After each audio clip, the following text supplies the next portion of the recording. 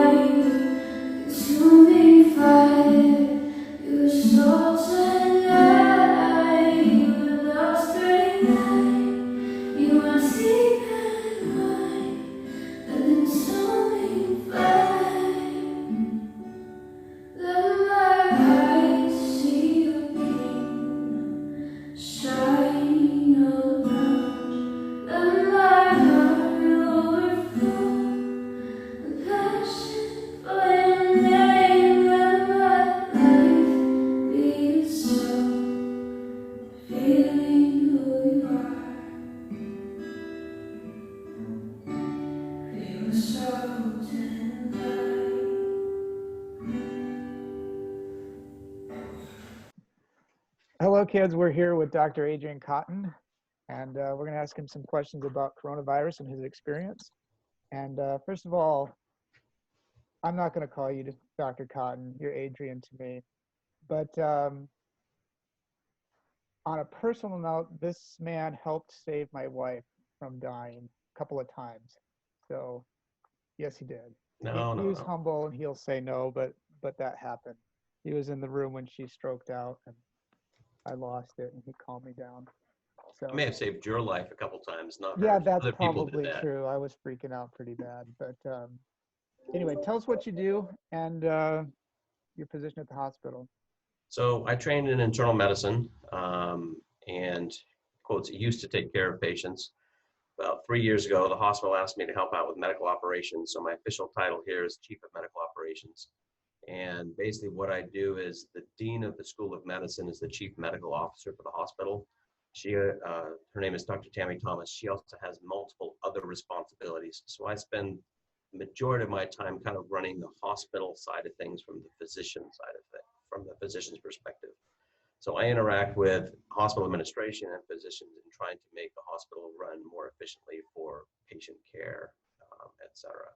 So I've been doing that since probably September-ish of 2016. I still actually do see some patients here in the hospital, not very many, and I still have a clinic that I do a couple afternoons a week.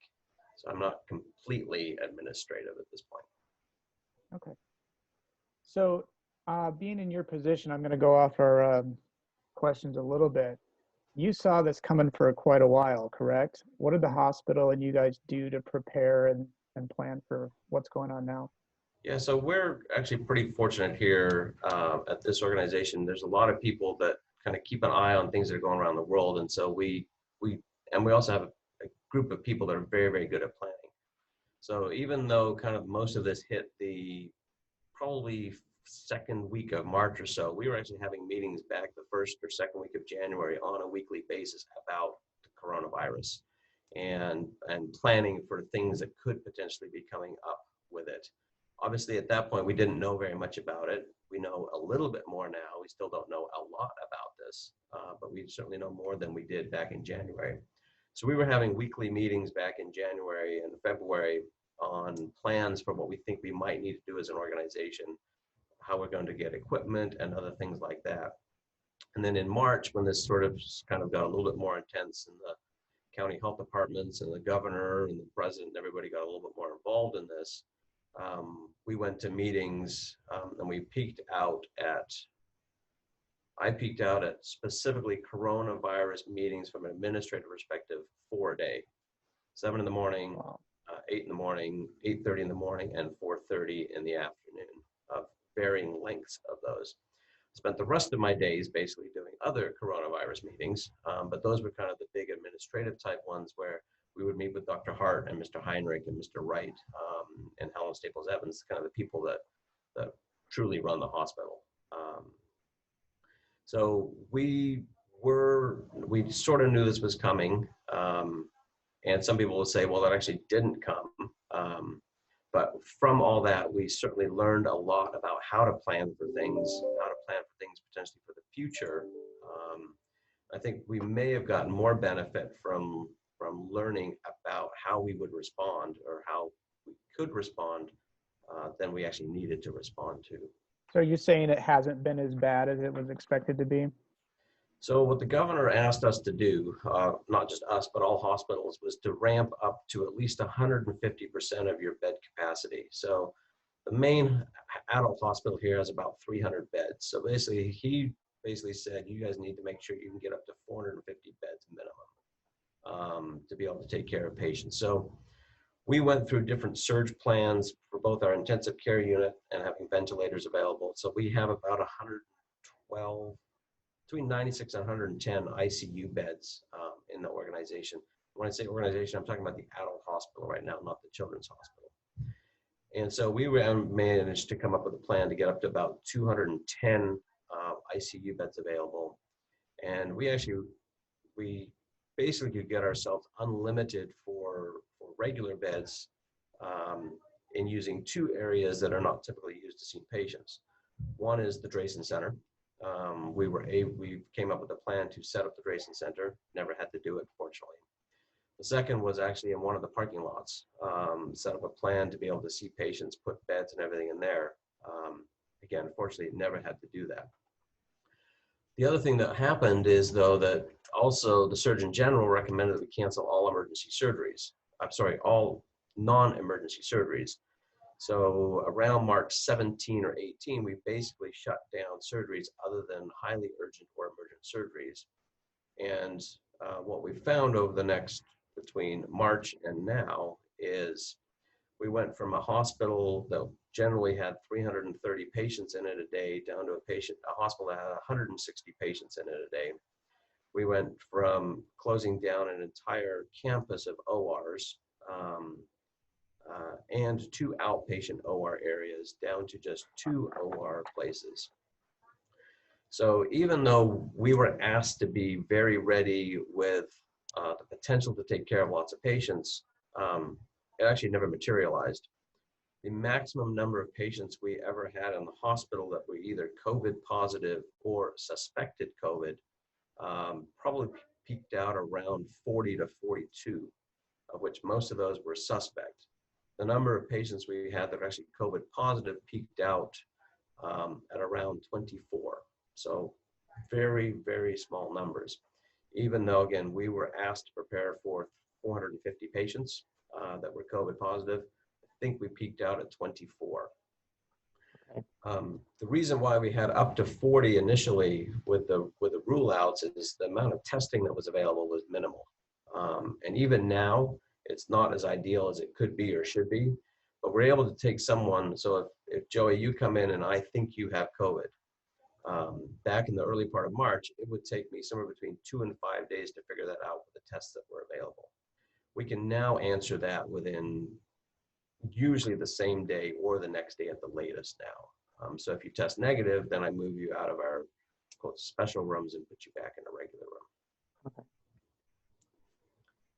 Wow. So that's a lot different than what was happening in New York, or were the news reports overblown there, or do you not know? So if you look at the entire New York state, they never came close to meeting capacity for patients. There was plenty of beds, plenty of ICUs, plenty of ventilators. The problem is the patients were not spread out across New York City. Across New York State. They were basically centralized in New York City and in certain areas of New York City. And what we think is because of the patient or population density is a lot higher there than at least in San Bernardino County. Diseases, especially viral diseases, infectious diseases, are more likely to spread more rapidly in places where people are closer together. So you're saying walking on the sidewalks, going in a subway, et cetera, all of those play into this? Yeah, and also just the way people live there. And so, yeah, I know a few people that work at some of those hospitals in New York that you saw on TV, and it was as bad as they made it out to be. But you'll also look at probably 70% of the hospitals in New York State were essentially empty with nothing to do. And it's really hard to transport patients to spread them out across the whole state. It's just a matter of moving patients around. It's almost impossible. So you mentioned before we started recording, what are some ways that this has changed you? You mentioned that you've been stuck in your office for the most part doing meetings instead of going here and there. How else has it changed? So this little jail that you see me sitting in, my cell that you see me sitting in, I've spent an awful lot of time sitting in here. Whereas before we used to meet face to face and have meetings where you could discuss stuff. Now you have meetings where there's anywhere from 20 to 150 people on a little screen. Right now, there's just 2 of us.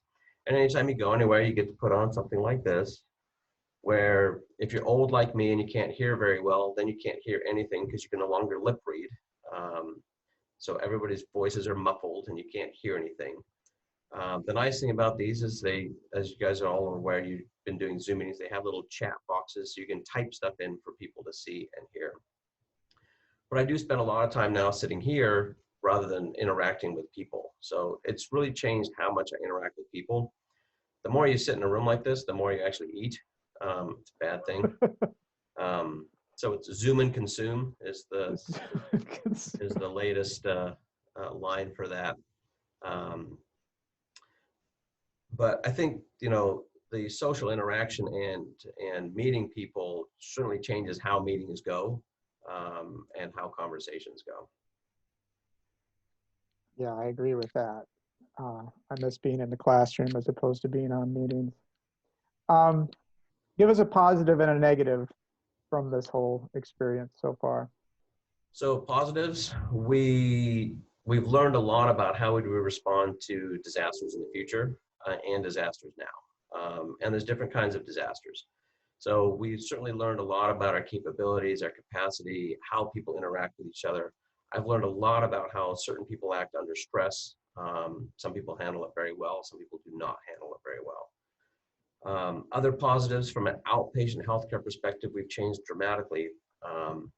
We went from prior to COVID concerns about 3 to 5% of doctor visits being either video like this or telephone, up to about 75%, of which patients absolutely love this for most of the thing, because they don't have to drive an hour to here, find parking, sit in a waiting room for 20 minutes, see the doctor for 3 minutes, drive back home an hour.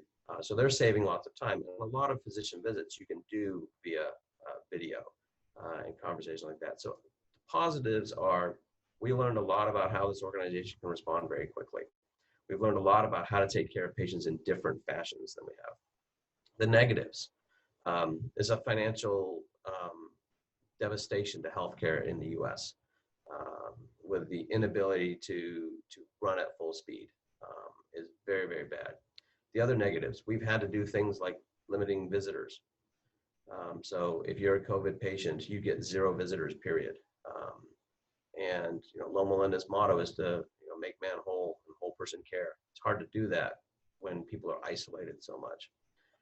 We have managed to figure out how to do video visits for patients and families via phone, via FaceTime and Zoom and other things like that. It's just not the same. Human interaction has certainly changed and decreased as well, and I still believe that is a negative in the long run as well. So how have you coped with it? I know you like alone time, so has this been a problem for you, or you've been pretty good? So this is great. So since March 10, I've been in the hospital, I think all but 3 days. So when everybody else, so that's one of the interesting things about quotes essential workers or healthcare providers. When everybody else went home and was required to stay home, is we were quotes required to go to work. So I've actually probably spent more time in the hospital in the last 5 or 6 weeks than I had prior to that. Again, some things are certainly easier to do sitting here rather than sitting at home with your dog walking by this way and your kid yelling over here and whatever. But that's been hard on my family because now my entire family's home. So if the kids are at school and Maggie's out doing something, it's less of a big deal that dad's not home for 8, 10, 12, 14 hours because they're not home for at least 8 of it. Now they really notice that I'm not there because they're all there every single day. And they don't have the ability to get out and do things and like they're historically used to being doing. So for my life, how it's changed is I'm here more. I sit in this room more. I probably work overall about the same, but again, with the constant meetings and Zoom meetings, and you can do this, people have now learned you can do this any time of day or night or weekend. So all sorts of other things pop up. So there's certainly more of that. Do I like being in an office by myself sometimes? Absolutely, it's great. And you got this ability on here to just go like this. So you disappear, you can still talk, but you can eat and drink and walk away from your computer and do all that. Hit the button and then you're back. Yep. I did a whole barbecue while I was on faculty meeting the other day. Oh, so how do you handle stress really well? I've seen you in stressful situations, but all of us get stressed. So what are some releases you've had, some ways you relieve it? So I'm lucky. I have a family that still, I think, likes me most of the time. So going home to see them is certainly helpful. I have a dog that likes to go for walks. The nice thing about dogs is they're always happy to see you, whether you saw them a minute ago or 5 days ago. I joke that they're probably the best antidepressant in the world. One, because they're always happy to see you, and 2, they always want to go for walks. Exercise is good. I've been exercising, both riding bicycles outside and riding bicycles inside. Again, taking the dog for a walk. So that certainly helps with stress. Sleep is, again, getting good sleep is beneficial. That hasn't happened. And I think part of it is we spend so much time looking at these screens. It is hard to get your brain to turn off as easily. So I probably haven't slept about as well as I should. Mental health stuff of being able to interact with other people is certainly helpful.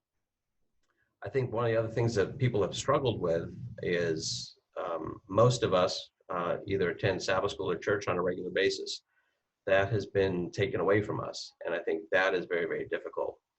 I think people can do okay without interaction in that ways for a few weeks, but after that, it really starts to add up on, if that's part of your coping mechanism, it really starts to add up. So if you have a great personal relationship with God and pray, study, and all the rest of that, it works still pretty well. Kalamazoo Church has been doing Zoom Bible studies on Sabbath morning still, and some other events in the evening, which again, for some people is incredibly beneficial. So 2 more questions. I know you got to go. One is, what advice would you give to high schoolers? How can they cope? How can they help out? What should they be thinking about? So I think this is an incredible learning opportunity for multiple reasons. One is obviously what you see on the media may or may not be accurate. What you read in what's considered to be scientific journals right now may or may not be accurate. Most of what we're seeing is not true science. It's anecdotal stories. It's I saw this and I wanted to do that. And so I think the way it'll help high schoolers for the future is, question everything. Ask, try to look, find out as much as you can about things, research the details. But you'll see one story today that'll be completely different tomorrow. The wonderful thing about the internet is you can find anything you want to prove any side of anything you want. And this virus has certainly proved that to us. I think the other thing for high school students is you have to remember that what's really important in your life. I think this has really showed some people what's most important. And it is family, and it is being with friends, and it is the ability to have a relationship with God and get your education and those sort of things. And it's not, hanging out on this thing or whatever. Most people at this point of time are relatively tired of looking at a screen and would rather hang out with people. Okay, last question. I know you hail from Calgary. How's it been without hockey? It's horrible. So, yeah, partly because I can't watch it. Second, because they closed the rink down and I can't play it. My dear Canadian friends get me masks that have Canada on it so I don't feel quite as bad.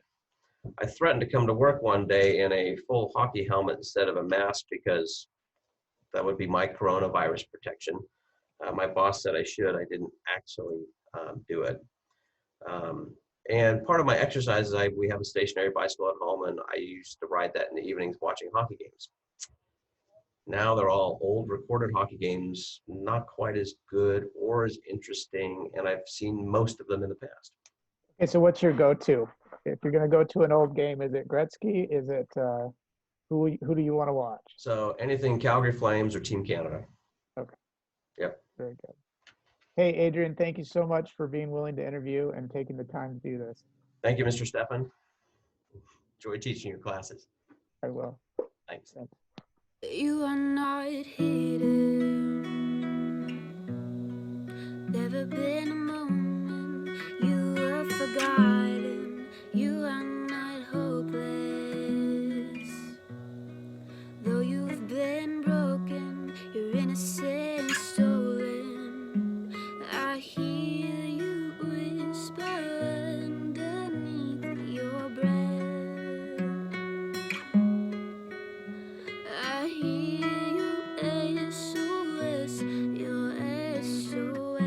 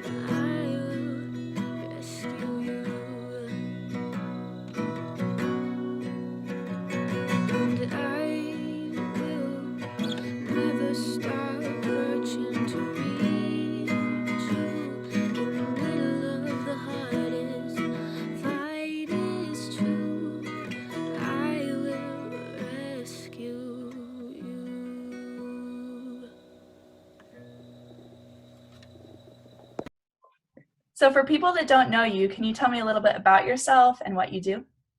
So my name is Mark Rivera, and I'm a physical therapist, and I got my degree at Loma Linda University, and I currently work at a hospital out in the desert that's working directly with having COVID-type patients.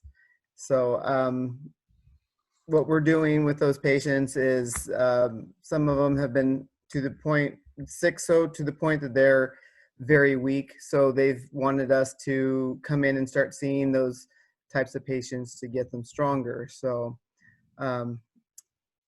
that's where I work 10-hour shifts at the hospital, and today happens to be a day off for me. And I go back to work tomorrow and start it all over again. And my commute is about an hour each way. So it's kind of like I work 4 12-hour days, is what I call it, including my commute. So they're very long days. So yeah, it's quite the journey. How have you impacted others during this time? How have I impacted others during this time? You know, as a physical therapist, we're very hands-on, touchy people. So, I mean, I feel like a lot of part of what we do is it's kind of like that healing touch as well. I think people thrive on sometimes being touched. So when we work with our patients in the hospital, I mean, if they're that weak, we have hands-on these people. And it's not uncommon sometimes that I've had a patient come in and I'll see a Bible on their table, and sometimes that kind of just opens up about Jesus and healing. So I feel like just that healing conversation or healing touch, you know, and just even helping them getting out of bed and walking with them is just it's a powerful way to connect with patients. And you know, I consider what we're doing the Lord's work, and so therefore I feel like it's, you know, part of the mission of Loma Linda was to make man whole, and that stuck with me throughout my career. And so there I am, just, you know, with my patients and helping to make man whole. That's beautiful. Thanks. So what have you found to help you cope with social distancing, stress, etc.? Well, there are the times that we do get together with friends and go hiking, as Brielle would probably know. And we've just been able to social distance, you know, trying to stay apart from each other and as we're walking or hiking, but usually, you know, like on a Sabbath afternoon. But, you know, and I know it's not a whole lot, but it's just even that one day for that short amount of time is definitely stress relieving, and getting to connect with our church family, friends, you know, it's just, it's a good way just to take a deep breath and take a hike, go for a hike, go for a walk. Absolutely. How do you feel that this current situation has impacted your spiritual life? So, the way this has impacted my spiritual life, you know, being that I commute an hour each way gives me plenty of time I use that time to worship in the mornings with music. I am such a music lover. I'm listening to music. One of my favorite songs is called Victorious, and it's sung by what's the name of that church again? Cross Church.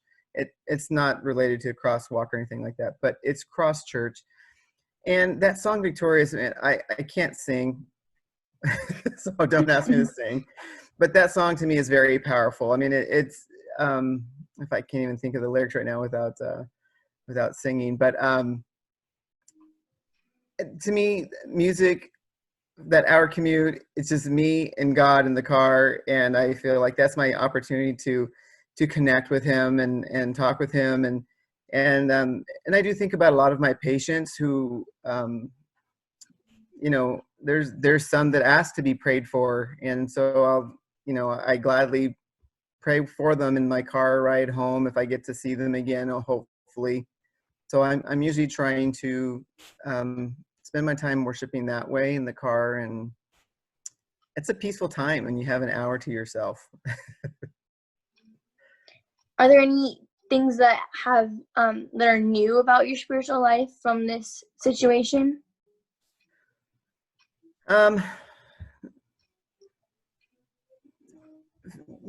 Anything new? I wouldn't say that there's anything new in particular. It's been more of I think every day's a new situation when I walk into the hospital, because I don't know what I'm going to get or who I'm going to see.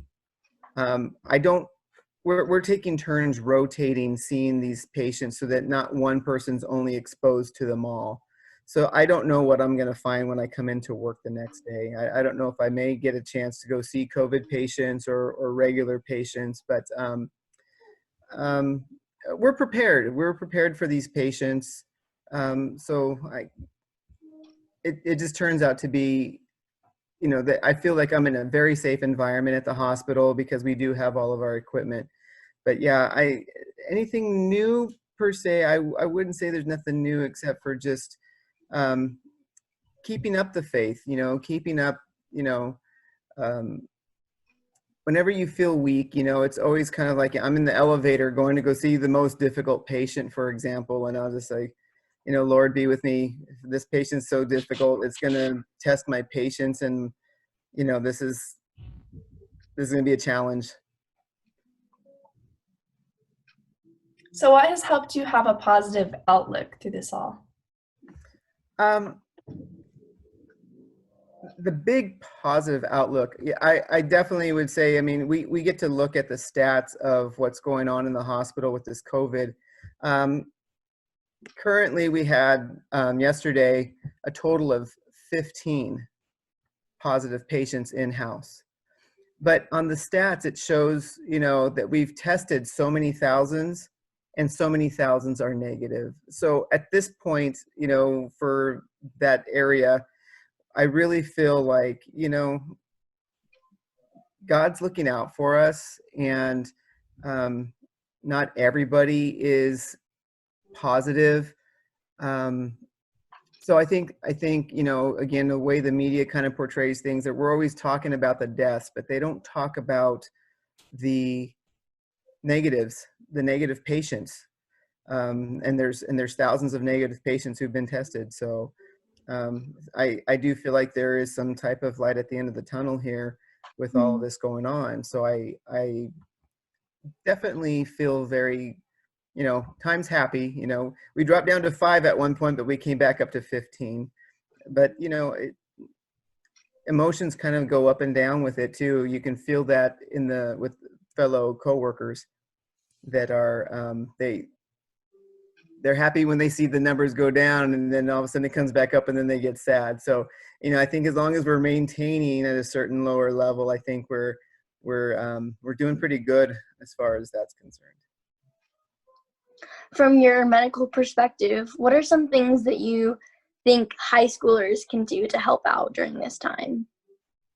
Oh, well, it's kind of like what everyone has been saying, making sure that you maintain your social distancing, hand washing. It is the basics. I hand sanitize going in and out of a room. So I just encourage everybody to, maintain your social distance, wash your hands appropriately. So it's very, to me, it seems like it's very basic common knowledge to staying free from getting germs, and viruses, is just maintaining proper hygiene, and covering your mouth when you cough, especially if you are going to be close to each other at times. Sometimes we forget that we're less than 6 feet apart, so sometimes we're elbow to elbow and we don't realize it. And I think that, for teenagers, it is tough out there because, again, I think sometimes we're just, like I mentioned, the human touch, you feel well with it. You feel like you're, not that you're necessarily just liked, but I think that, sometimes that the healing touch is just a hand on the shoulder or a handshake or a high five, but just making sure you hand sanitize that after that high five. What would be one final thing that you'd want to leave with high school students during this time? Again, keep up the faith. I think that there's power in prayer. So, as long as we're praying for each other, praying for the situation, I try to stress this to my own kids too, is that, whenever we're stuck in a difficult situation, that God's always going to be there for you. So to be able to have a relationship with God and keep that communication and keep up, conversation with the Lord, he's there for you, and he'll help pull us through. Amen. Thank you so much. Yeah, thank you so much. You're We very really welcome. appreciated it. You're welcome. Thank you also. Thank you so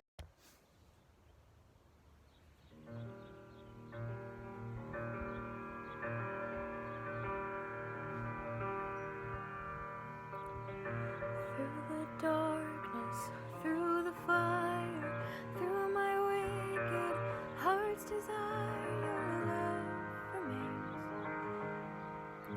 Your love remains. Though I stumble, though I falter, through my weakness, you are strong. Your love remains. Your love remains. Oh my soul, it cries. Oh my soul, it cries out. So it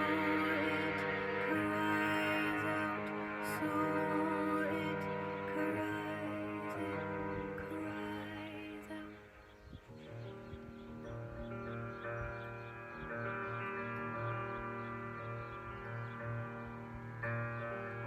Through my failure, through my heartache, through my healing, in my pain, your love remains. Your love remains. Though I stumble, though I falter, through my weakness, you are strong. Your love remains. Your love remains. Oh my soul, it cries. Oh my soul, it cries out. So it cries out. So it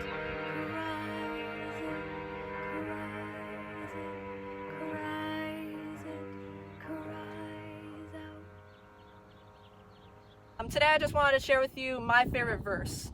So my favorite verse is actually one of the second shortest verses in the Bible, which you're probably saying, oh Riley, you're just lazy. And while part of that is true, I just wanted to tell you that is my favorite verse because there's so much meaning in such little space. And it just blows my mind how God can work in such miraculous ways that he could put so much meaning into two little words.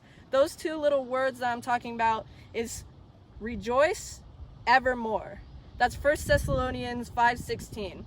And that verse just blows my mind because it just shows you that you can rejoice to the Lord always. You could just take it to him. You could just take all of your burdens, all of your mishaps, all of your sins, and just take it to him and rejoice that he is there for you. He will be there for you always, and there's always a light in the darkness. And it's just so amazing how powerful God is. So I want to encourage you during this time, if you guys are stressed or overwhelmed, I want you to just take it to God. Maybe just pray out a few little words to him. Just say, Lord, what can I rejoice for in this season?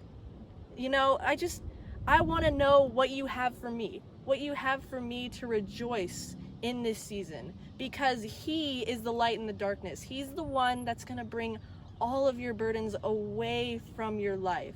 And guys, I just hope you guys are doing so well and that this brightened your day a little bit more. Guys, thanks for joining us. It's been such a fun week of prayer, and I'm so glad you guys all get to be a part of it. Yeah, thanks for tuning in every day, those of you who came. Yes, don't forget to look down in the comments to see who won the Kahoot. Bye. Bye. Thank you.